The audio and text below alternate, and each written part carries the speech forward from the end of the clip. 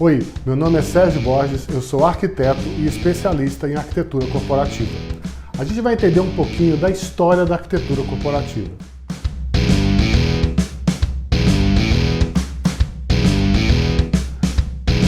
O primeiro registro que a gente tem, digno da gente estar comentando aqui, lembrando, foi na Exposição do Centenário em Filadélfia, em 1870, onde foi apresentado uma mesa própria para organizar o trabalho das pessoas. Chamava Roll-Top Desk.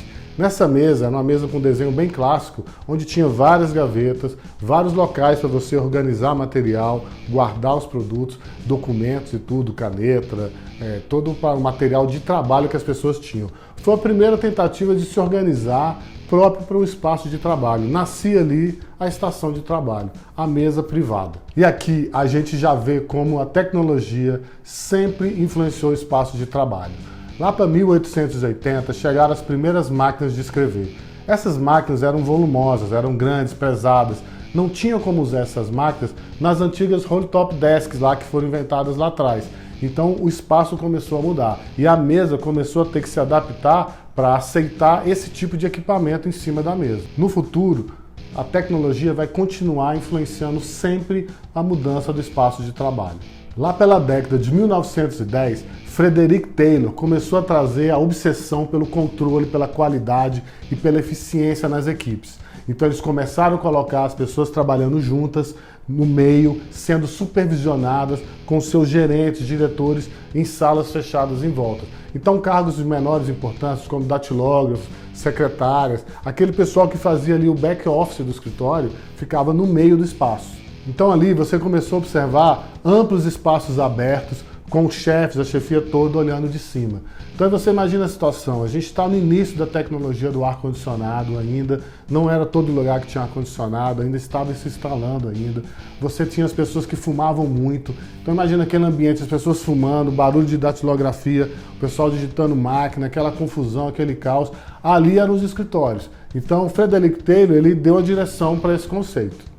Frank Lloyd Wright foi o primeiro arquiteto que começou a trazer ali por volta de 1940 os conceitos da Escola de Chicago, aplicando diretamente no espaço de escritório. Ele criou um prédio chamado Larkin Building, em Buffalo, nos Estados Unidos. O edifício de pé direito elevado tinha um átrio central iluminado por uma ampla clarabóia, onde trabalhavam os funcionários de escalão inferior. Esse espaço era circundado por 4 pavimentos de galerias, onde se localizavam as salas dos gerentes. O Wright referiu-se à sua obra como um templo do trabalho dos colarinhos brancos. Agora, em 1968, aconteceu um fato muito interessante. Um cara chamado Robert Probst, que era da Herman Miller, ele trouxe conhecimento de pesquisas de antropologia, psicologia e ergonomia. Olha que interessante, ele trouxe a ciência, a pesquisa para dentro do estudo do espaço de escritório e criou um mobiliário chamado Action Office One. É a chegada do móvel modular, o cubículo.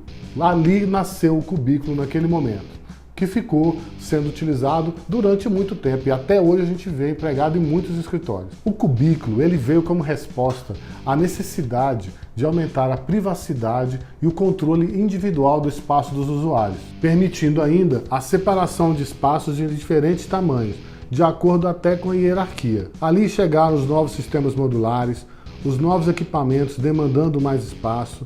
Ali você começou a ter um olhar sobre a saúde no ambiente de trabalho e a percepção de que cadeiras ajustáveis podem ajudar a reduzir a fadiga e aumentar a produtividade. A gente está aqui no final da década de 60. Agora, esse conceito de cubículo, ele passou toda a década de 70 sendo utilizado, sendo empregado em todo o mundo. Passou também pela década de 80 e os escritórios eles viveram uma época de estagnação de criação. Quando chegaram ali para a década de 1990, aí começaram, as empresas de tecnologia começaram a dar uma misturada boa nos ambientes. Eles começaram a tirar as pessoas dos cubículos e começaram a implementar mais os open spaces. E aí você trouxe uma revolução para o espaço de trabalho. As empresas de tecnologia repensam suas soluções de espaço corporativo, incentivando a colaboração e comunicação entre as pessoas. A tecnologia avança, software substitui os equipamentos e dispensam ferramentas analógicas, como fax, tabelas, quadros, calculadoras, livros, cadernos. a estação de trabalho volta a ter mais espaço livre. Depois da década de 90, onde a gente percebeu que a tecnologia influenciou diretamente de novo no espaço de trabalho, onde todos os softwares e aplicativos diminuíram a quantidade de elementos em cima de uma mesa de trabalho, a gente entrou no século novo ali em 2000, onde a gente começou a observar um cuidado maior com a saúde do trabalhador. Então as pessoas começaram a procurar cadeiras com laudo de ergonomia, se preocupando com a questão de intensidade de luz dos espaços, a questão do ar-condicionado, e aí a gente começou a observar estações de trabalho que você tem um controle e consegue estar trabalhando e de repente você aperta o botão, essa mesa sobe e você trabalha em pé. Pesquisas começaram a trazer que se você trabalhar pelo menos 1 hora, 1 hora e meia por dia em pé, você pode emagrecer uma média de 7 quilos ao ano. Com isso, nós começamos a ter novos elementos nos escritórios. Na Europa, nos Estados Unidos, hoje já é muito comum diversos escritórios que trabalham com esse conceito. Aqui no Brasil nós temos escritórios que nós mesmos já fizemos com esse tipo de estação de trabalho. Ainda é uma estação mais cara, mas é uma estação que em breve vai ser muito mais comum nos escritórios. Com a ênfase na saúde e no bem-estar dos colaboradores, as pessoas começaram também a ser incentivadas ao trabalho coletivo. Então os grandes open spaces, eles puderam absorver mais as equipes. E aí também vieram conceitos de cor. Os arquitetos começaram a trabalhar com mais cores, deixando os espaços mais vivos, cores que mais excitantes para o trabalho. Então isso a gente começou a observar muito mais nesse século.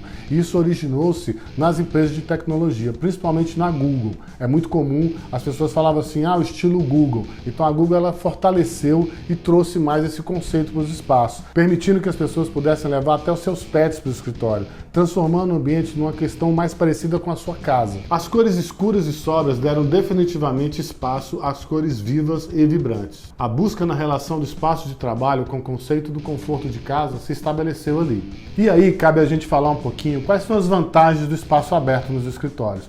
Quando se retiram as paredes, se melhora muito a comunicação entre as equipes e você tem muito mais eficiência na troca de informação. Os membros da equipe podem recorrer um ao outro para obter conselhos ou assistência sem precisar bater a porta ou agendar uma reunião formal.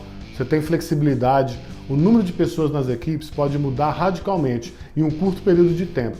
Igualdade, se todos estiverem sentados na mesma sala, se tem a sensação de uma grande equipe. E tem as razões econômicas. Com espaço aberto, você pode colocar mais pessoas em espaços com área menor e também com um investimento muito menor em obra. Só que nem tudo são flores. O Open Space também trouxe vários problemas que com o tempo as pessoas começaram a perceber. O fato de você ter uma área aberta que permite e facilita a comunicação também permite que você fique ouvindo as pessoas que estão falando perto de você e que não estão se comunicando com você.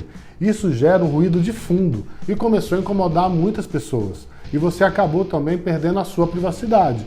Você está atendendo um telefone, está todo mundo na mesa ouvindo. Então são desvantagens que os usuários começaram a perceber, opa, peraí, a gente tem algumas coisas também que a gente precisa resolver. A questão é que a ausência da privacidade cria um estresse constante para todos que trabalham no ambiente de espaço aberto e aumenta constantemente o nível de hormônios de estresse. Tem pessoas que funcionam muito bem trabalhando numa área aberta, no espaço aberto. Tem outras que não funcionam assim. Então aí você começou a ter o conflito dentro do espaço. A falta da individualidade faz com que pessoas diferentes, que têm necessidades diferentes, possam entrar em choque umas com as outras. O espaço uniforme não estimula a individualidade, mas mata a criatividade. Nesse momento, a gente também começou a perceber nas feiras internacionais, principalmente na Orgatec, na Alemanha, e na Newcon, nos Estados Unidos, a preocupação, a obsessão por questões acústicas. Então você via muita aplicação de elementos acústicos nos mobiliários, até em luminárias, revestimentos de parede, para tentar combater esse problema do espaço aberto, do barulho. Então ali a gente começou a observar várias especificações tentando resolver isso.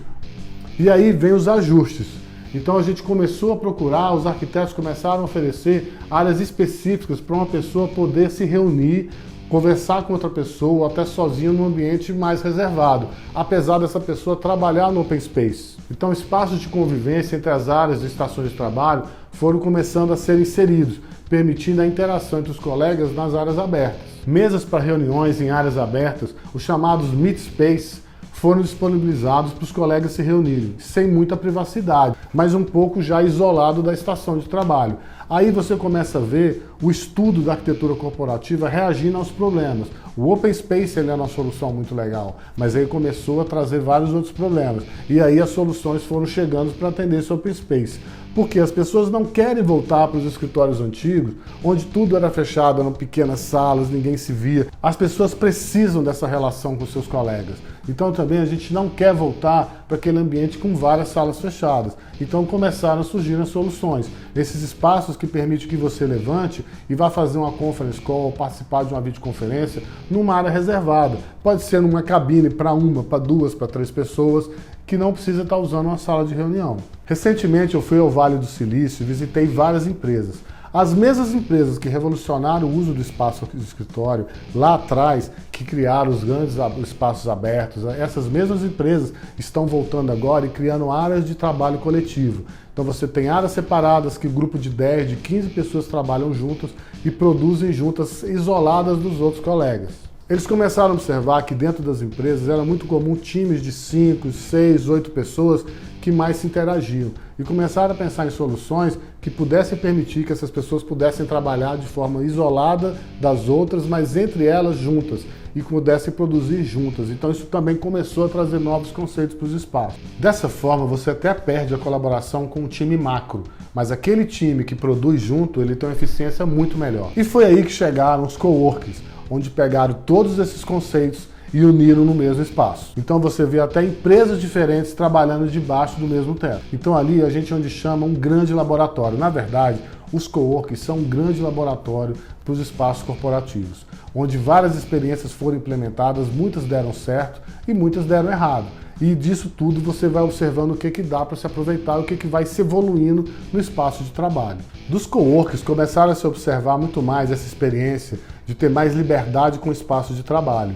Então as pessoas podem ter uma estação de trabalho, onde ela está fazendo o trabalho dela ali, ela levanta, ela vai para um café, ela leva um notebook para aquele café, ela vai para um espaço mais lúdico, um espaço de convivência, onde ela troca informações. Então o espaço, a estação de trabalho deixou de ser tão privada como era há alguns anos atrás. Então hoje é muito mais comum você encontrar empresas que estão começando a avançar para esse modelo, que é um modelo que as pessoas compartilham as estações de trabalho. Hoje ela está trabalhando numa mesa, amanhã ela está trabalhando numa sala de reunião, na outra semana ela está trabalhando numa área de convivência. Diversas experiências estão sendo muito produtivas nessas áreas. E muitas pessoas estão gostando disso. O que acontece é que são as novas gerações que não pegaram os escritórios fechados, que não tiveram essa experiência do escritório fechado e tiveram somente a experiência da infância, onde a gente era criado fazendo trabalho em grupo, em volta de mesa, ali na educação infantil. Essas pessoas que não perderam isso, elas não foram para o escritório fechado e dali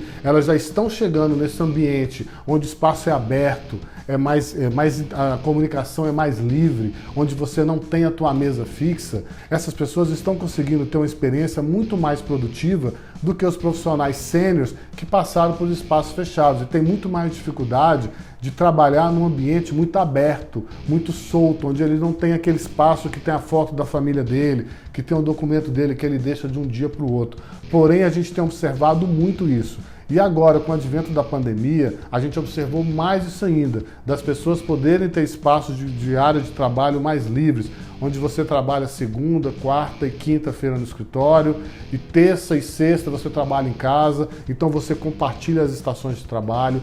Nos nossos clientes, nós temos observado muito isso recentemente. Nós estamos fazendo escritórios com estações de trabalho compartilhadas.